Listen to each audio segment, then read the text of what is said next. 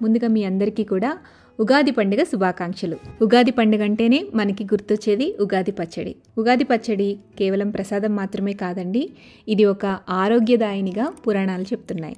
మరి ఈరోజైతే ఈ 6 రుచుల మిళితంగా తయారయ్యే ఆరోగ్యకరమైన ఉగాది పచ్చడిని ఎలా చేసుకోవాలో చూసేద్దాం. మొదటి రుచి పులుపు. ముందుగా ఒక బౌల్ తీసుకుని అందులోకి ఒక పెద్ద నిమ్మకాయ సైజ్ అంత చింతపండుని తీసుకుని బాగా కడిగేసేసి ఆ చింతపండుని ఈ బౌల్లో వేసుకుని 1 కప్పు దాకా నీళ్లు వేసుకుని చింతపండుని నానబెట్టుకోండి. చింతపండులో మానసిక ఒత్తిడిని దూరం చేసే గుణాలున్నాయని నిపుణులు చెప్తున్నారు. మామిడి ముక్కలతో కలిపి చింతపండు తీసుకోవటం వల్ల జీర్ణశక్తి పెరుగుతుందని కూడా చెప్తూ ఉంటారు. నానబెట్టుకున్న చింతపండుని బాగా పిసికి ఆ చింతపండు రసాన్ని గిన్నెలోకి తీసుకోండి. రెండవ రుచి తీపి. దీనికోసం 3 టేబుల్ స్పూన్ల దాకా దంచుకున్న బెల్లాన్ని గాని తురుముకున్న బెల్లాన్ని గాని ఒక గిన్నెలోకి తీసుకుని అందులో 2 లేదా 3 టేబుల్ స్పూన్ల దాకా నీళ్లు వేసుకోండి.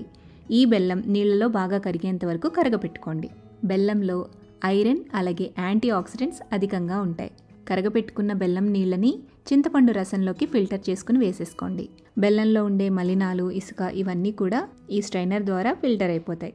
తరువాతి రుచి చేదు. వేప పువ్వులో చేదు, వగరు కలగలిపిన రుచి ఉంటుంది. వేప పూతని ముందు రోజే తెచ్చుకుని శుభ్రంగా కడిగేసేసి పక్కన పెడితే అందులో ఉండే నీళ్ళన్నీ కూడా వాడ్చిపోయి డ్రైగా అయిపోతాయండి. అప్పుడు ఈ వేప పూతని మాత్రమే కాడలు లేకుండా తీసుకుని ఆ పూతని మనం ఈ పచ్చళ్ళలోకి వాడుకోవాలి. ఈ వేప పూతలో అధికంగా వ్యాధి నిరోధక శక్తి ఉంటుంది. అలాగే ఈ వేప పూత రక్తాన్ని శుద్ధి చేస్తుంది. 1 టేబుల్ స్పూన్ దాకా వేపపూత తీసుకోండి. ఇలా ఒలిచిపెట్టుకున్న వేపపూతని ఉగాది పచ్చళ్ళలోకి కలిపేసేయండి. 4వ రుచి కారం. కారం కోసం మిరియాలు వాడాలి. 1/2 టీ స్పూన్ దాకా మిరియాలు తీసుకుని మెత్తగా దంచుకుని ఆ మిరియాల పొడిని కూడా పచ్చళ్ళలోకి వేసుకోవాలి. ఈ మిరియాలు కూడా వ్యాధి నిరోధక శక్తిని పెంచుతాయి, అలాగే ఇన్ఫెక్షన్స్ నుంచి దూరంగా ఉంచుతాయి. 5వ రుచి ఉప్పు. ఉప్పు రుచి కోసం సైంధవ లవణాన్ని తీసుకోండి. 1/2 టీ స్పూన్ దాకా సైంధవ లవణాన్ని ఈ ఉగాది పచ్చళ్ళలో వేసుకుని కలుపుకోండి. ఈ ఉప్పు వేసవి కాలంలో మన శరీరంలో ఎండకు చెమట రూపంలో పోయే సోడియంను రీప్లేస్ చేస్తుంది. చివరిగా 6వ రుచైన వగరు. దీనికోసం మామిడి పిందెల్ని వాడుకోవాలి. మామిడి పిందెల్లో కొద్దిగా వగరుతో పాటు పులుపు కూడా తక్కువ శాతం ఉంటుంది. ఈ కాలంలో మాత్రమే దొరికే మామిడికాయల్లో వైటమిన్ సి చాలా అధికంగా ఉంటుంది. రోగనిరోధక శక్తి అధికంగా ఉండడంతో పాటు చర్మ వ్యాధులు రాకుండా హెల్ప్ చేస్తుంది. అలాగే డీహైడ్రేషన్ నుంచి కూడా కాపాడుతుంది. మామిడికాయని ఇలా చిన్న చిన్న ముక్కలుగా కట్ చేసుకుని ఆ మామిడి ముక్కల్ని కూడా ఈ పచ్చళ్ళలోకి వేసి బాగా కలిపేసేయండి. ఇలా అన్నీ కలుపుకుంటే షడ్రుచుల ఉగాది పచ్చడి రెడీ అయిపోతుంది.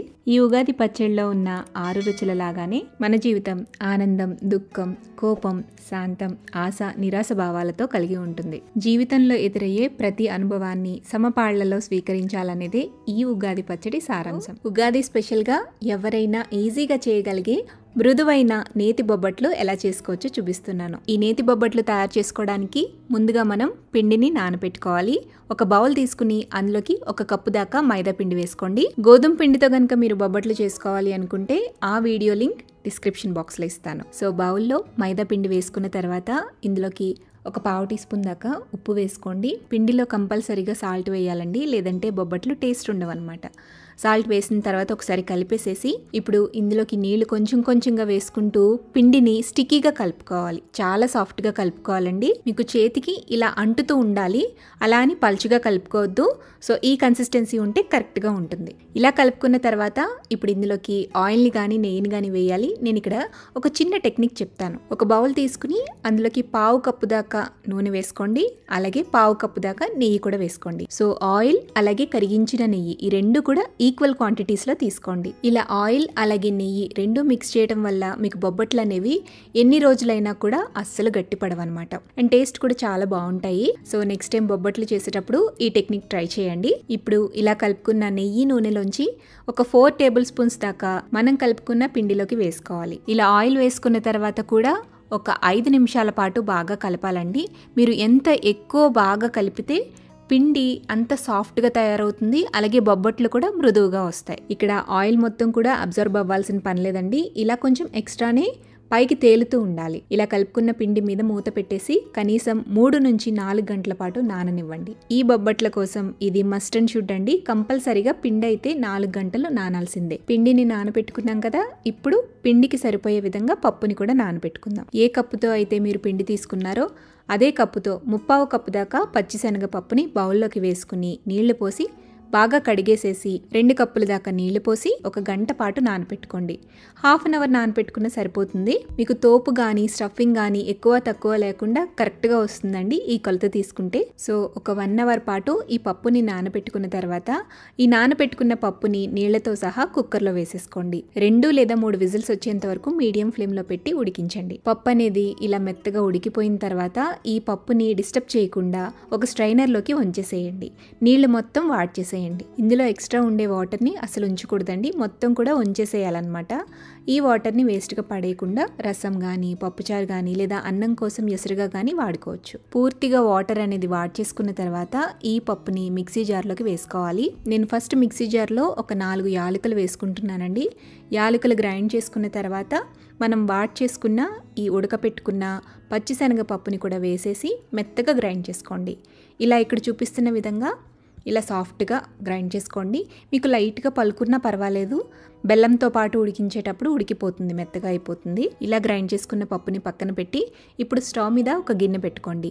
గిన్నెలో మనం ఏ కప్పుతో అయితే అన్నీ కొలుచుకుంటున్నామో సేమ్ అదే కప్పుతో 1 కప్పు దాకా బెల్లం వేసుకోవాలి. ఇక్కడ మీరు యూజ్ చేసే బెల్లం అనేది ఉప్పు బెల్లం కాకుండా మెత్తటి బెల్లం, ఎర్ర బెల్లం తీసుకోండి. బొబ్బట్లు అనేవి టేస్ట్ బాగుంటాయి అండ్ ఈ బెల్లంలో మీకు జిగురు శాతం ఎక్కువగా ఉంటుంది కాబట్టి బొబ్బట్లు కరెక్ట్గా వస్తాయి అన్నమాట. బెల్లం వేసుకున్న తర్వాత ఇందులోనే మనం గ్రైండ్ చేసుకున్న పప్పు కూడా వేసేసేయండి అండ్ 1 లేదా 2 టేబుల్ స్పూన్ల దాకా నెయ్యి కూడా వేసుకోండి. వీటితో పాటుగా 1 టేబుల్ స్పూన్ దాకా ఎండు కొబ్బరి పొడి కూడా వేసుకోండి. నేను యాలకుల్ని పప్పుతో పాటుగా గ్రైండ్ చేశాను కాబట్టి ఎక్స్ట్రా యాలకుల పొడి వేయట్లేదు. ఒకవేళ మీరు పప్పుని మాత్రమే గ్రైండ్ చేసుకునే పని అయితే యాలకుల పొడి ఒక 1/2 టీ స్పూన్ దాకా వేసుకోండి. ఇవన్నీ వేసిన తర్వాత ఇప్పుడు స్టవ్ ఆన్ చేసి కలుపుతూ గరిటెతో మిక్స్ చేస్తూ ఈ బెల్లం మొత్తం కరిగిపోయి దగ్గరికి ఉండకట్టే విధంగా వచ్చేంత వరకు కుక్ చేసుకోవాలి. బెల్లం కరిగిన తర్వాత ఇది కొద్దిగా పలచపడుతుంది అనమాట. అయినా మీరు టెన్షన్ తీసుకోవాల్సిన పని లేదు. మీరు కుక్ చేసే కొద్దీ, చిన్న మంట మీద కుక్ చేసే కొద్దీ కూడా దగ్గరికి అయిపోతుంది. ఒక 5 లేదా 10 నిమిషాల పాటు లో ఫ్లేమ్లో గరిటెతో కలుపుతూ ఉంటే ఇలా కొంచెం చిక్కబడి దగ్గరికి అయిపోతుంది. ఇలా స్టఫింగ్ అనేది ఈ కన్సిస్టెన్సీలోకి రాగానే స్టవ్ ఆపేసేయండి. చల్లారిన తర్వాత ఇంకాస్త దగ్గర పడుతుంది అనమాట. స్టవ్ ఆపి ఈ గిన్నెని పక్కకు తీసుకుని ఈవెన్గా పలుచగా స్ప్రెడ్ చేసేసి పక్కన వదిలేసేయండి. పూర్తిగా చల్లారిపోనివ్వండి. ఇలా కంప్లీట్గా చల్లారిపోయాక పూర్ణం అనేది గట్టి పడిపోతుందండి. ఇప్పుడు మీకు నచ్చిన సైజులో ఉండల కింద చుట్టేసుకోండి. నేనైతే జనరల్గా మనకి స్వీట్ షాప్స్లో ఏ సైజ్ అయితే వస్తాయో బొబ్బట్లు అదే సైజులో చేసుకుంటూ ఉంటాను. ఆ సైజులో ఉండల కింద చుట్టేస్తే నాకు టోటల్గా 20 దాకా బొబ్బట్లు వస్తాయండి. ఈ 20 బొబ్బట్లకి మన నానపెట్టుకున్న పిండి కరెక్ట్గా సరిపోతుందన్నమాట. ఇలా ఉండల కింద చుట్టుకుని పైన మూతని కవర్ చేసి పక్కన పెట్టేసేయండి. ఇప్పుడు మనం పిండిని చూద్దాము. ఆల్మోస్ట్ 3 to 4 అవర్స్ అయిపోయిందండి పిండిని నానపెట్టి. ఈ పిండిని మళ్ళీ తిరిగి చేత్తో బాగా కలుపుకోవాలి. ఎక్స్ట్రా ఉన్న ఈ నూనె, నెయ్యి అంతా కూడా పిండిలోకి కలిసిపోవాలి. అంతవరకు బాగా చేత్తో కలిపేసుకోండి. చూడండి, పిండి అనేది ఇలా సాఫ్ట్గా ఉండాలన్నమాట. ఎటు వంచితే అటు మౌల్డ్ అయిపోవాలి.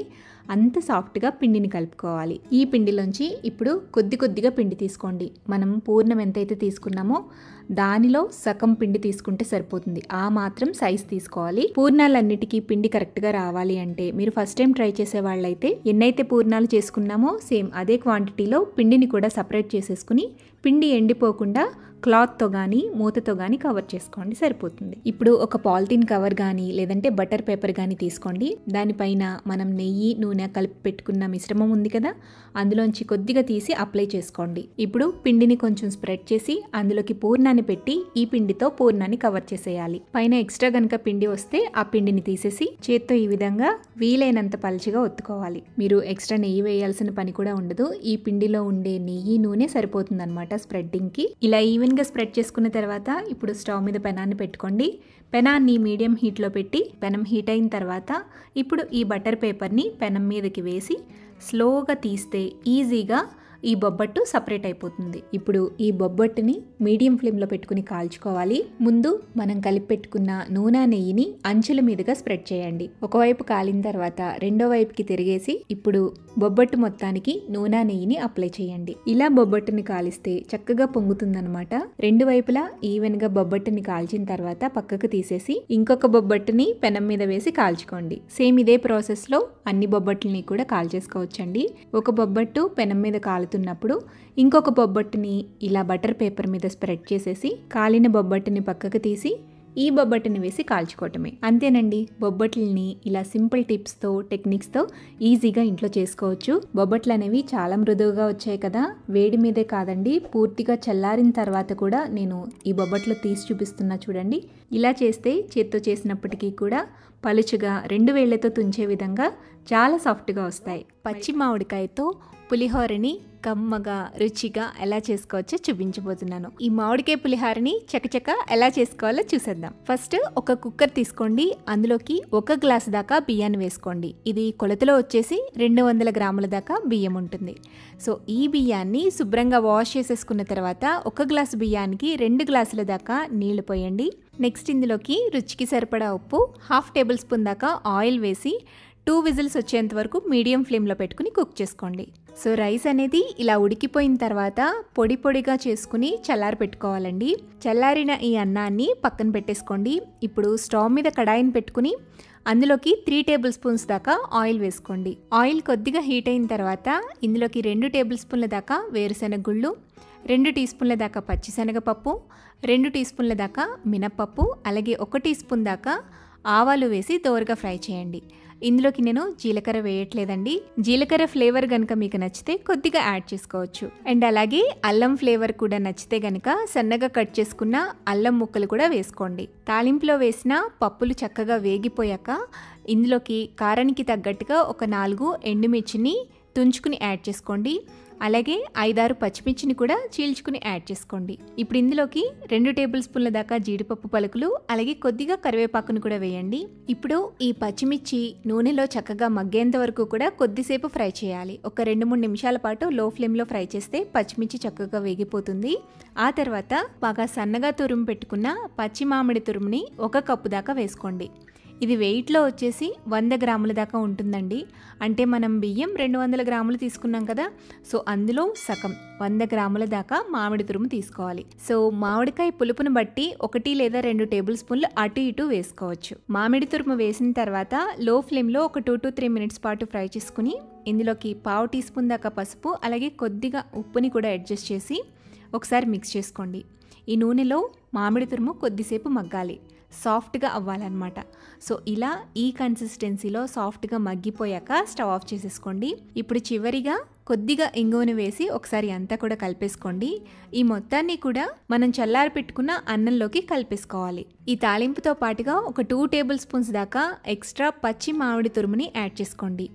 ఇలా వేయించని పచ్చి మామిడి తురుముని వేయటం వల్ల పులిహోరకి మంచి టేస్ట్ అనేది యాడ్ అవుతుంది. పులిహోరని కలిపేటప్పుడు ఇందులోకి సన్నగా కట్ చేసి పెట్టుకున్న కొత్తిమీర తరుగుని కూడా వేసి మిక్స్ చేయండి. ఈ తాలింపుని పచ్చి మామిడి తురుముని అన్నాన్ని కూడా అంతా బాగా కలిసేటట్టుగా కలిపేసుకుంటే ఎంతో టేస్టీగా యమ్మీగా సూపర్గా నోట్లో నీళ్ళూరే పచ్చి మామిడికాయతో పులిహోర రెడీ అయిపోతుంది. అంతేనండి, మామిడికాయ పులిహోర చేసుకోవడం చాలా చాలా ఈజీ. మన ట్రెడిషనల్ రెసిపీ పెరుగువడని ఎలా తయారు చేసుకోవాలో చూద్దాం. దీనికోసం ఫస్ట్ అయితే మనం పప్పుని నానబెట్టుకోవాలి. ఒక గిన్నె తీసుకోండి. అందులోకి 1 కప్పు దాకా మినపగుళ్ళు వేసుకోండి. మినపగుళ్ళని శుభ్రంగా 2-3 సార్లు బాగా కడిగి మళ్ళీ నిండుగా నీళ్లు పోసి కనీసం 2-3 గంటలైనా ఈ పప్పుని నానబెట్టుకోవాలి. ఇది నా చిన్నప్పుడు అమ్మ చేసే టెక్నిక్ అన్నమాట. పప్పు త్వరగా నానటం కోసం ఒక ఇనుప అట్లకాడని పప్పు నానబెట్టేటప్పుడు అందులో పెడుతూ ఉంటుందన్నమాట. సో దట్ 2 గంటల్లో నానాల్సిన పప్పు గంటలోనే నానిపోతూ ఉంటుంది. త్వరగా మన రెసిపీ చేసుకోవాలి అనుకున్నప్పుడు ఈ టెక్నిక్ బాగా యూజ్ అవుతుందండి. మొత్తానికైతే పప్పుని ఈ విధంగా నానబెట్టుకోవాలండి. ఇలా పప్పు నానిన తర్వాత మళ్ళీ నీళ్లు పోసి బాగా కడిగేసేయండి. నీళ్ళని పూర్తిగా వాడ్చేసి ఈ పప్పుని మనం రుబ్బుకుందాము. నేనైతే మిక్సీ జార్లో వేస్తున్నానండి. మీరు గ్రైండర్లో కూడా ఈ పప్పుని రుబ్బుకోవచ్చు. అయితే 1 కప్పు పప్పుని మనం నానబెట్టాం కాబట్టి తక్కువ క్వాంటిటీలో చేసేటప్పుడు చిన్న మిక్సీ జార్ తీసుకోండి. మీకు వడలకి పప్పు పిండి రుబ్బుకోవడం ఈజీ అవుతుంది. ఈ పప్పుని చిన్న మిక్సీ జార్లో అయితే 2 బ్యాచెస్ కింద వేసుకుని గ్రైండ్ చేసుకోవచ్చు. పప్పుని సగం వేసిన తర్వాత కొద్దిగా ఉప్పుని వేసేసి అస్సలు నీళ్ళు అనేవి యాడ్ చేయకుండా మధ్య మధ్యలో స్పూన్తో కలుపుకుంటూ మెత్తగా పప్పుని గ్రైండ్ చేసుకోవాలి. సో ఇలాగే పప్పు మొత్తాన్ని కూడా గ్రైండ్ చేసేసుకుని గిన్నెలోకి వేసేసుకోండి. నెక్స్ట్ ఈ పిండిలోకి చిటికెడంతా వంట సోడా వేసుకోండి. మనం మిక్సీ జార్లో గ్రైండ్ చేసాం కాబట్టి కాస్త ఫ్లఫీనెస్ రావడం కోసం వంట సోడా యూస్ చేస్తున్నాము. అదే మీరు గ్రైండర్లో కనుక రుబ్బుకున్నట్లయితే ఈ వంట సోడా వేయాల్సిన పని లేదండి. వంట సోడా వేసుకున్న తర్వాత స్పూన్తో కానీ విస్కర్తో కానీ బాగా బీట్ చేసుకోవాలి. కనీసం 5 నిమిషాలైనా ఇక్కడ వీడియో క్లిప్లో చూపిస్తున్న విధంగా ఇలా బీట్ చేసుకోవాలి. ఇలా బీట్ చేసుకోవడం వల్ల మనం తయారు చేసుకున్న వడపిండి అనేది ఫ్లఫీగా తయారవుతుంది అండ్ బాగా పొంగి గుల్లగా వచ్చి పెరుగులో వేసినప్పుడు పెరుగు చక్కగా పీల్చుకుంటుంది. పిండి ఫ్లఫీగా ఉందో లేదో జస్ట్ ఒక్కసారి టెస్ట్ చేసుకోండి. వాటర్ తీసుకుని అందులోకి కాస్త పిండి వేస్తే ఇలా చక్కగా పైకి తేలాలన్నమాట. సో మనం తయారు చేసుకున్న వడపిండి అనేది కరెక్ట్గా ఉంది. ఈ వడపిండిని ఇదే విధంగా మనం వడల మాదిరి కింద వేసేసుకుని పెరుగుని తాలింపు పెట్టుకుని అందులోకి వేసేసుకోవచ్చు. బట్ వడల యొక్క టెక్స్చర్ ఇంకా మీకు కరెక్ట్గా రావాలి అంటే గనక ఇలా గ్రైండ్ చేసుకున్న పిండిని మూత పెట్టేసేసి 1 గంట పాటు ఫ్రిడ్జ్లో ఉంచేసేయండి. లేదంటే మీరు పప్పుని ముందు రోజే గ్రైండ్ చేసేసుకుని ఫ్రిడ్జ్లో పెట్టుకుని ఆ పిండినైనా నెక్స్ట్ డేకి యూజ్ చేసుకోవచ్చు. ఇక మీరు చేసే వడలకి తిరిగే ఉండదు. సో నేను ఈ పిండిని 1 గంట పాటు ఫ్రిడ్జ్లో పెట్టేస్తానండి. ఈలోపు దీనికోసం కావాల్సిన పెరుగుని ఎలా ప్రిపేర్ చేసుకోవాలో చూద్దాం. ఒక వెడల్పుగా ఉండే గిన్నె తీసుకోండి. అందులోకి మనం ఏ కప్పుతో పప్పు తీసుకున్నామో అదే కప్పుతో 4 కప్పుల దాకా పెరుగు వేసుకోండి. పెరుగు అనేది కమ్మగా ఉండేటట్టు చూసుకోండి. ఈ పెరుగుని బాగా బీట్ చేసుకోవాలి. మీరు పెరుగు థిక్నెస్ కన్సిస్టెన్సీ ఎలా ఉండాలి అనుకుంటే దానికి తగ్గట్టుగా నీళ్లు వేసుకుని బాగా బీట్ చేయండి. ఇందులోకి ఇప్పుడు రుచికి సరిపడా ఉప్పు వేసి మొత్తం ఒకసారి కలిపేసుకోండి. ఇప్పుడు ఈ పెరుగుకి తాలింపు పెట్టుకుందాము. తాలింపు పెట్టుకోవడం కోసం స్టవ్ మీద ప్యాన్ పెట్టుకుని అందులోకి 1 లేదా 1.5 టేబుల్ స్పూన్ దాకా ఆయిల్ వేసుకోండి. ఆయిల్ హీట్ అయ్యాక 2 టేబుల్ స్పూన్ల దాకా తాలింపు గింజలు వేసుకోవాలి. శనగపప్పు, మినపప్పు, ఆవాలు, జీలకర్ర వీటిని వేసుకున్న తర్వాత ఒక 4 ఎండుమిర్చిని కూడా తుంచుకుని వేసుకోండి. ఈ తాలింపుని దోరగా వేయించాలి. తాలింపు వేగిన తర్వాత 2 రెమ్మల దాకా కరివేపాకు, 1 టీ స్పూన్ దాకా తురుముకున్న అల్లాన్ని కూడా వేసేసి అల్లం పచ్చివాసన పోయేంత వరకు వేయించుకుని దించే ముందుగా ఒక 1/2 టీ స్పూన్ దాకా ఇంగువ కూడా వేసేసి ఒక్కసారి కలిపేసి ఈ తాలింపుని మనం బీట్ చేసుకుని పక్కన పెట్టుకున్న పెరుగులోకి వేసేసి కలిపేసేయండి. ఇలా అంతా కలిసే విధంగా కలుపుకున్న తర్వాత ఇందులోకి బాగా సన్నగా కట్ చేసి పెట్టుకున్న ఒక పచ్చిమిర్చి తరుగు, 2 టేబుల్ స్పూన్ల దాకా సన్నగా తరిగి పెట్టుకున్న కొత్తిమీర, 2 టేబుల్ స్పూన్ల దాకా తురుముకున్న క్యారెట్ని వేసుకోండి. అలాగే 2 టేబుల్ స్పూన్ల దాకా చిన్న ముక్కలుగా కట్ చేసుకున్న టమాటా ముక్కలు కూడా వేసేసి ఈ పెరుగులోకి బాగా కలిపేసేయండి. సో పెరుగు వడ కోసం కావాల్సిన పెరుగు అయితే ప్రిపేర్ చేసేసుకున్నాము. ఇప్పుడు మనం ఫ్రిడ్జ్లో పెట్టుకున్న పిండిని బయటకు తీసి వడల్ని ఫ్రై చేసుకుందాం. డీప్ ఫ్రైకి సరిపడా ఆయిల్ని ప్యాన్లో వేసుకుని హీట్ చేయండి. మీడియం హీట్లో ఆయిల్ హీట్ అయిన తర్వాత చేతిని వాటర్లో డిప్ చేసుకుంటూ కొద్దిగా పిండిని తీసుకుని వడల మాదిరిగా ఒత్తుకుని ఆయిల్లోకి స్లోగా డ్రాప్ చేయండి. ఇలా డైరెక్ట్గా చేత్తో వేయడం మీకు కష్టము అనిపిస్తే ఒక టీ స్ట్రైనర్ని తీసుకుని వాటర్తో తడిపి దానిపైన ఇలా రౌండ్గా షేప్ ఇచ్చి మధ్యలో హోల్ చేసి స్లోగా ఆయిల్లో వేసుకోవచ్చు. పాల ప్యాకెట్ మీదైనా కొంచెం వాటర్తో తడుపుకుంటూ వడల్ని వేసుకోవచ్చు. మీకు ఏది కన్వీనియంట్గా ఉంటే ఆ ప్రాసెస్ని ఫాలో అయిపోండి. మంటని మీడియం ఫ్లేమ్లో ఉంచి ఆయిల్కి పట్టే విధంగా వడలు వేసుకున్న తర్వాత స్లోగా 2 వైపులా తిప్పుకుంటూ మీడియం ఫ్లేమ్లోనే ఈ వడల్ని వేయించాలి. మంచి గోల్డెన్ షేడ్ వచ్చి వడలు క్రిస్పీగా వేగాక వీటిని తీసుకుని పలచటి మజ్జిగలోకి వేసుకోండి. ఇది చాలా థిన్ బటర్ మిల్క్ అండి.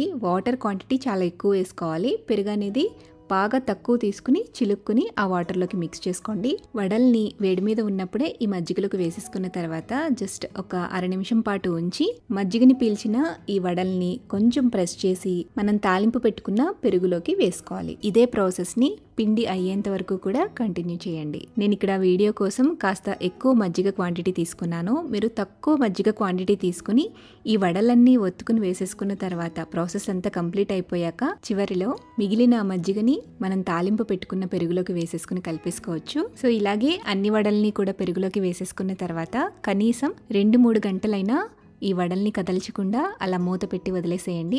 ఆ తర్వాత సర్వ్ చేసుకోండి. వడలు అనేవి పెరుగుని చక్కగా పీల్చుకుంటాయి.